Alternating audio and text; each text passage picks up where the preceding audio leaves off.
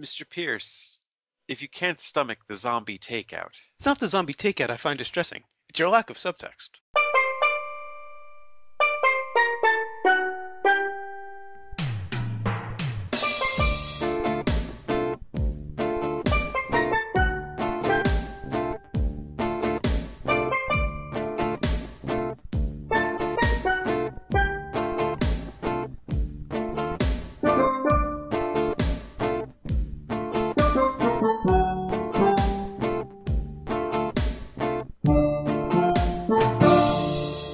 What's up? Welcome to episode 197 of Zombie Takeout, Zombie takeout. the B-Movie and Cult Movie Podcast. I'm Uncle John. And I'm Scotto. And before we get to this week's movie, we've got a little bit of listener submitted.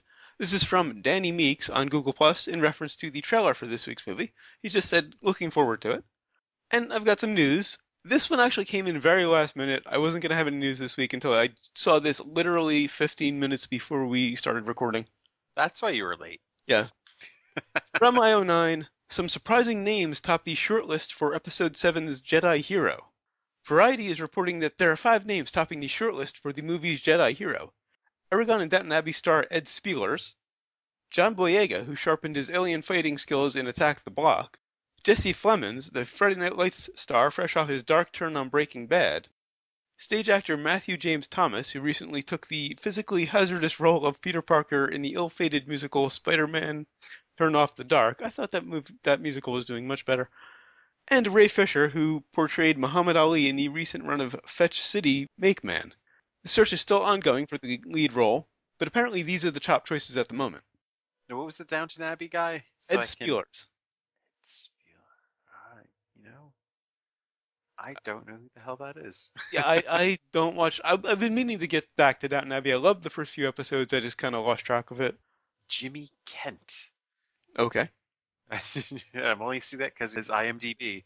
I think he was just in the first season.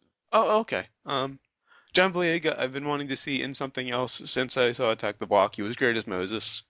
So that'll be interesting, particularly as a Jedi. Now, you're a big Breaking Bad fan, or you were.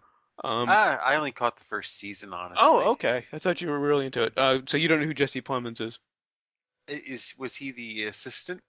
No, that was the character's name was Jesse, I think. I can't remember the actor's name. No. I was gonna say, is he the one doing Need for Speed right now? No. It's not the co-star. No. Okay. I have a feeling this is a guy who was just in for a few episodes. I probably will get back to Breaking Bad eventually. It's the first season was really good, and I just had a problem getting in, staying with it. I watched the beginning of the first episode, and it just didn't pull me in. It's tough to watch like the first season because you're pretty much watching him die.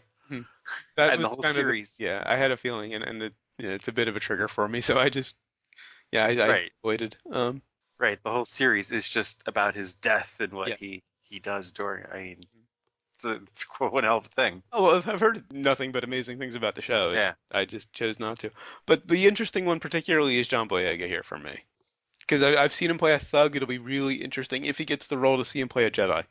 And I've heard interviews with him, and he is not Moses. He's that was some very good acting. So that will be interesting.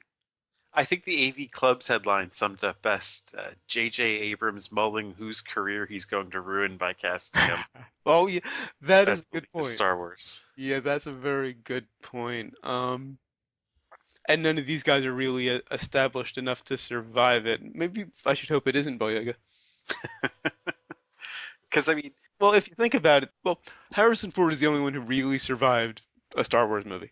Yeah, who wasn't established ahead of time. Hamill's beloved and set because he was one of the first. He's been very successful with voice work. Right. He just had to get out of being in front of a camera. Nobody else would see him as anything other than Luke Skywalker.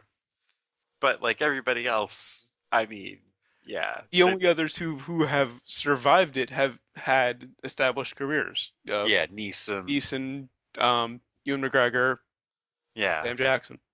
So yeah, these guys don't have that. I can't pick one who I'd want to see fail because I'm not familiar with most of them. But I'm kind of hoping it's not John Boyega at this point now. That you bring that up. Anyway, on to this week's movie, which is from 1992. Stay tuned. this rounds out our request trilogy. This one was requested by Richard Hawes. And of course, that brings us to the impromptu plot summary, sponsored by television. It's so quaint. And also brought to you by UHF. I think Weird Al's gonna sue someone's ass. Okay, we have a dysfunctional marriage here, and it's wow, kind of it should be tough to watch, but it isn't No. because it's just so lightly hmm glossed over and sitcomized, if that is a word. Very much so. Um, In fact, there was a moment, and I'll get to the specific moment later, you probably can guess it, that I fully expected a studio audience laugh. and maybe they should have had a studio audience there. Maybe that's, or the laugh track going. Maybe that would help the movie, actually, yeah. Right. If they were characters in a sitcom and this Right. just went to hell instead of what happened. Right. The deal is, though, he is just so enamored with television that he is willing to watch a meaningless basketball game, even though it was in double overtime, but it was a Seattle game, therefore it was meaningless. Ah. You don't know where they live. Twist the knife. He was wearing a Sonics hat, Oh, okay. which is now a relic of a time gone by. The Sonics movie. Well, it was 92. Yeah. Anyway,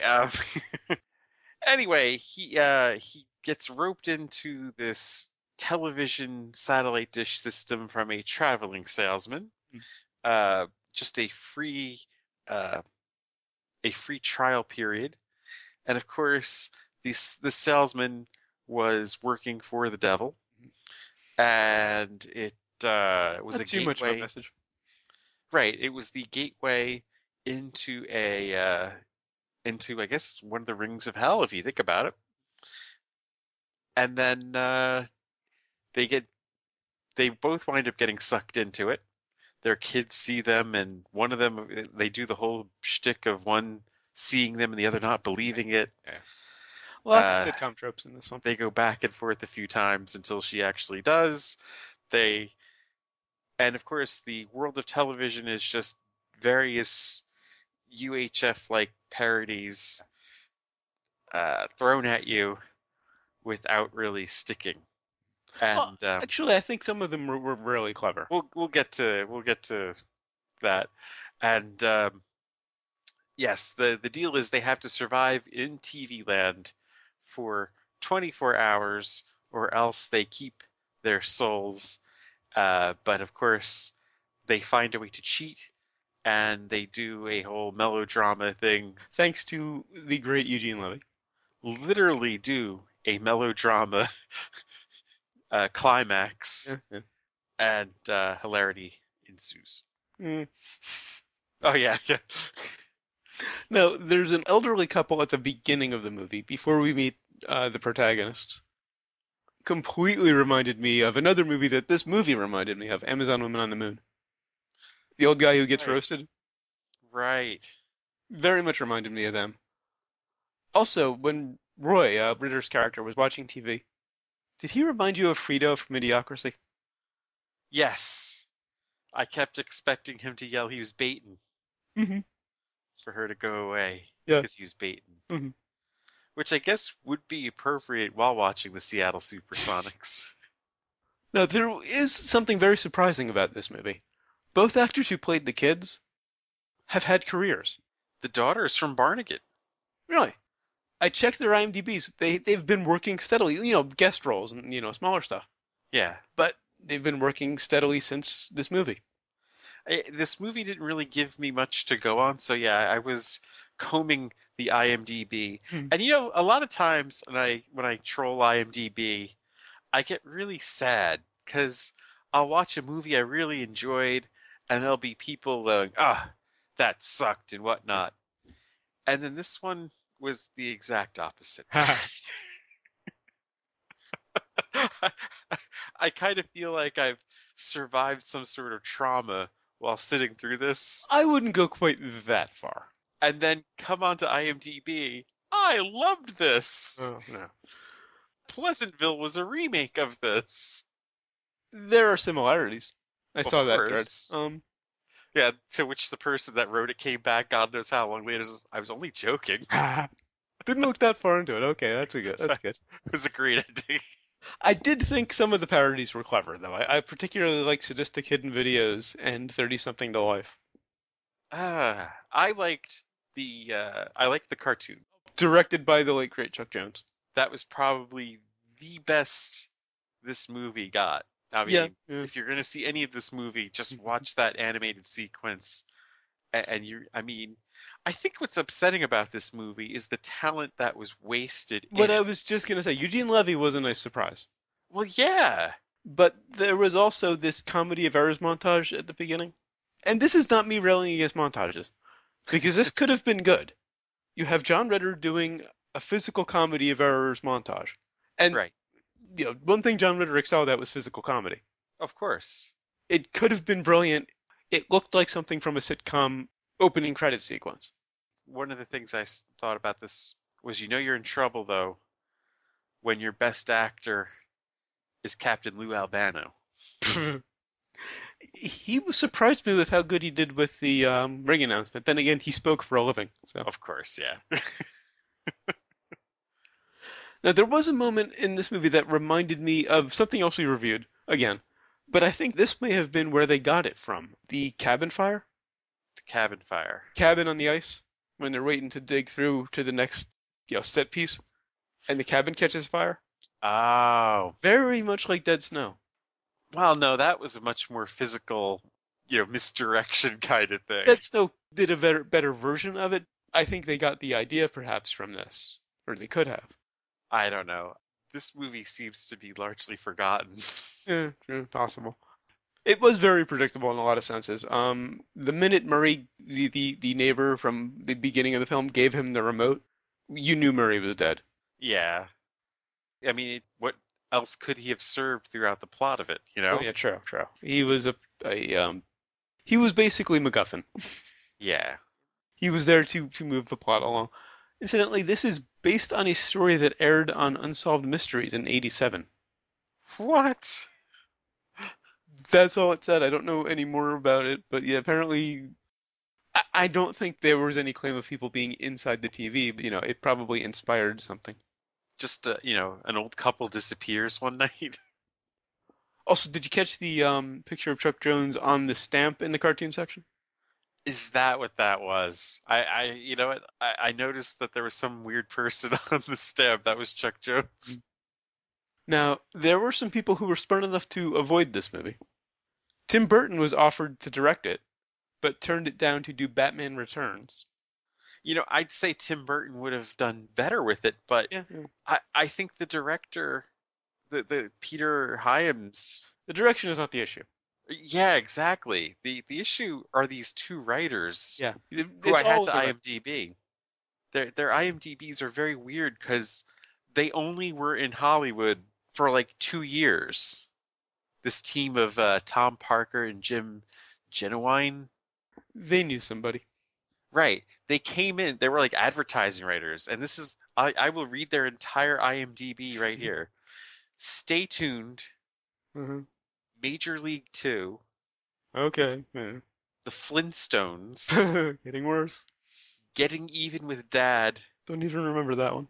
Yeah, me neither. And Richie Rich. Oh god. That is their entire IMDb. Stay Tuned was 92. All 4 other movies were 94. Wow. And that's it. So this must have done pretty well. I didn't see anything about the box office. I think they got chased out. But just for being such bad writers. To get 4 movies 2 years later, this had to do well. True. When the other 4 failed, they got chased out. Nah, this did not do well. I think I remember even seeing the box office gross. I think it was like 10 million. If it bombed, they wouldn't have gotten the other gigs, though. I mean, unless they did know somebody, which, again, is a good possibility. Also, speaking of the writing, there's one really suspicious line in here. When the kids are trying to contact the parents, one of the kids, of course, is an electronics expert. Yes. And they're trying to contact him, and he says, "There's no interference, nothing's getting through." If there's no interference, it should be getting through. That just made no sense. Of course, I have to nitpick. And I was right. Gross was 10.7 million in the Wow. US, Okay. All right. which for early 90s, oh, there were movies cracking the big ones were cracking the 200 million mark back then. Yeah. So this doesn't even seem like it paid for itself. No, this probably lost. So those two writers had to either know somebody or, to be getting other work, especially 4 movies 2 years later. And they brought like a third person to punch it up a bit, Uh-huh. and maybe they should have just punched the other person. That joke was better than anything in that fucking movie. Like I said, I like some of the parodies. Now, the one moment that I think definitely felt like it was gonna have an audience laugh, the Three's Company gag.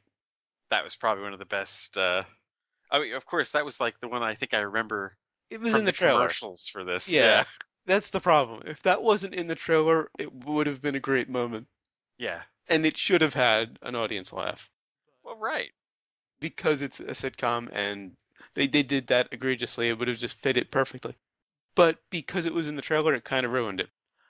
Also, surprising that they were advertising writers because the extended unparodied Salt and Pepper song was such an obvious ad. He wanders into a Salt and Pepper video. That is just a Salt and Pepper video. The Oh song yeah, is unparodied. There's the only parody, in a sense, or the only humor is Jeffrey Jones and John Ritter's characters chasing each other, trying to get this remote. yeah, And there's this little gag where the volume is turned down and on the song and everybody reacts. But it was obviously just an ad for a Salt and Pepper song. Clearly, the company that put the movie out also owns their record company. yeah. Now, as if this movie wasn't heavy-handed enough in terms of its message, Oh my God, who's a meat cleaver? the way they left the TV universe was to turn off the remote, and the kids were screaming to let them know because they finally were able to get a message to them, finally to be able to get them to hear them, screaming, turn it off, over and over again. Yeah, that was the way to overcome. Yeah, and to get out of it, to leave the universe for good, Yeah, was to just turn turn the off the TV off. TV. Yeah. Oh, man. Like, okay, the message was heavy-handed but tolerable for most of it. It was obviously there, but they weren't shoving it in your face. Yeah, they were from the very beginning. Well, they were, but not to the point where, they're yelling, turn it off. I mean, to make the whole point that the television is going to steal your soul. Okay, Just, yeah, fair enough, fair enough. I mean, the entire movie is heavy-handed, and the irony is these were advertising writers, because their very job is to steal your soul. True, good point. And then they went on to do movies that were soul-crushing, like Richie Rich. Horribly mediocre nonsense, yeah. Although, on the name board in the control room in Hell, there's an office message saying to remember that Tuesday is Saddam Hussein Appreciation Day. So they may have been a little ahead of South Park. Yeah, but it was 92. There were, But just a little bit, because it was before South Park went there. well, because it was before South Park was on the air. Oh, yeah. I think Hot Shots did a Saddam Hussein joke Really? around the Okay. same time. All right. So I'm done with my notes. So you got anything? Uh, well, the soundtrack, the score was pretty irritating in the very beginning, Mhm. but it was that old style, heavy-handed score, Uh-huh. which seemed really weird for a movie made in 92. Yeah, they were kind of getting away from that at the time. Right. This movie really felt like it should have been an 80s movie. Well, they were ripping off three '80s movies. Well, yeah, they were. And it just really seemed, Yeah. past its time. hmm But yeah, I'm done with my notes. All right, on to sequels and remakes. No sequels or remakes, of course. Go ahead. However, with better writers, it could be interesting to see this done with replacing TV with the internet. I think someone said on IMDb that Robot Chicken was more of a remake of this. Well, yeah. I just want to see them parody websites the way they parodied movies. Actually, I want to see them accidentally wander into 4chan. Or the World Weird Web. Hmm. All right, so on to brains. On the brains. I liked the parodies. Everything in between was just a way to strengthen the parodies together. There was no story beyond that. But I liked them enough to give it a 3. Wow. Oh, so I was able to, I liked the animated sequence. I liked Eugene Levy, although terribly underused. Mm. Even Pam Dar was underused in this. I thought, I don't even know what was used in this really more than anything else. I don't know. I'm not familiar enough with Pam Dauber's work to know if they underused her or not. It seemed appropriate. Eugene Levy, I'm completely with you on. Well, I think she's a pretty good straight person. That's true. That's true. Yeah. There's a reason why Robin Williams, popped so much against her That is a good because, point. Yes. she has talent as a straight person. Never thought about that.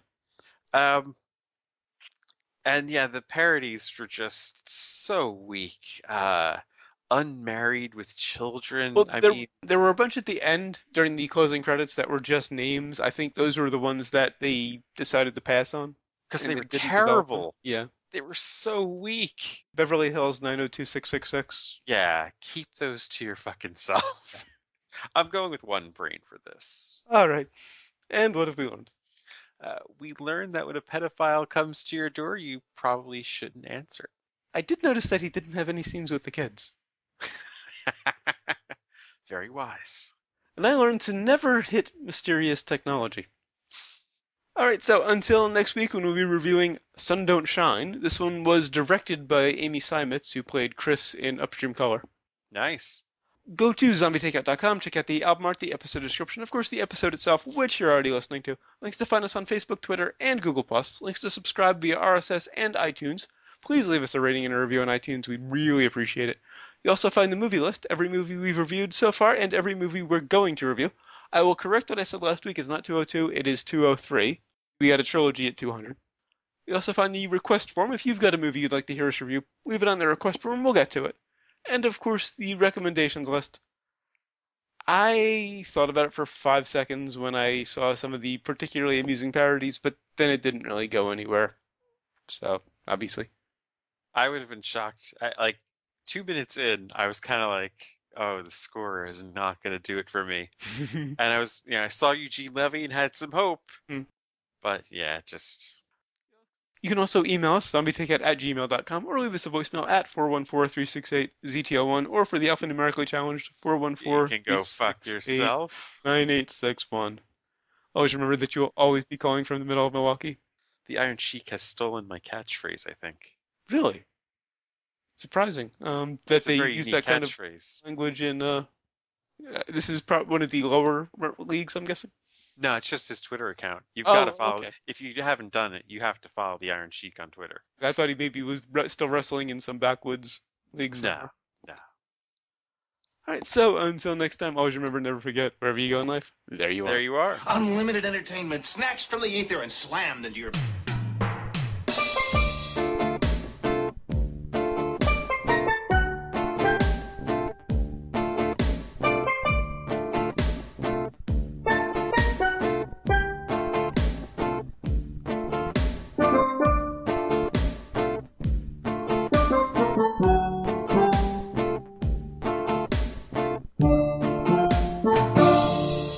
That was an interesting diversion at the end.